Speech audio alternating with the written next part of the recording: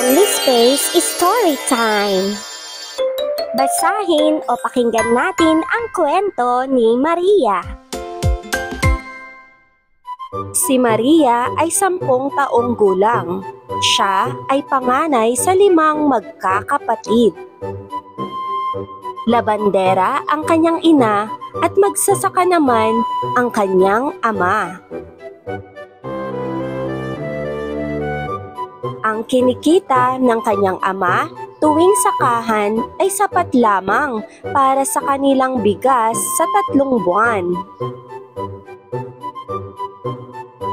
Kinakailangan niyang tumulong sa pagkayod sa kanyang ina upang matustusan ang kanilang pang-araw-araw na pamumuhay.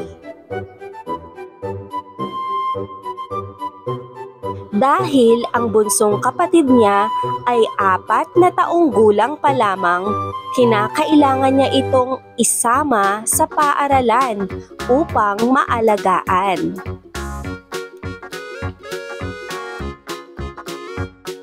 Ang pananalig niya sa Diyos ang dahilan ng kanyang pagtitiyaga at patuloy na kagalakan sa kabila ng kahirapan.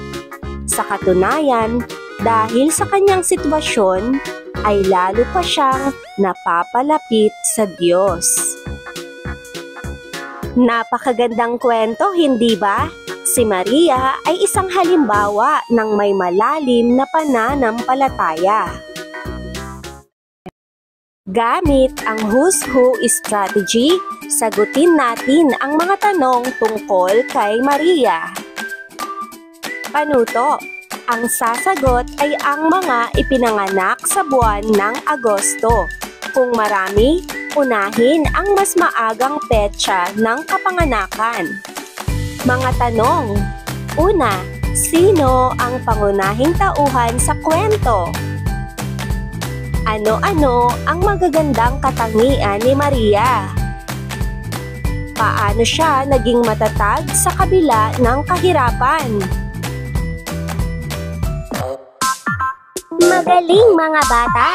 Napakaganda ng mga sagot ninyo tungkol sa kwento ni Maria. Tunay ngang ang pananampalataya ay nagbibigay ng lakas sa gitna ng hirap. Katulad ni Maria, kahit mahirap ang buhay, nananatili siyang masipag, responsable at may matibay na pananalig sa Diyos.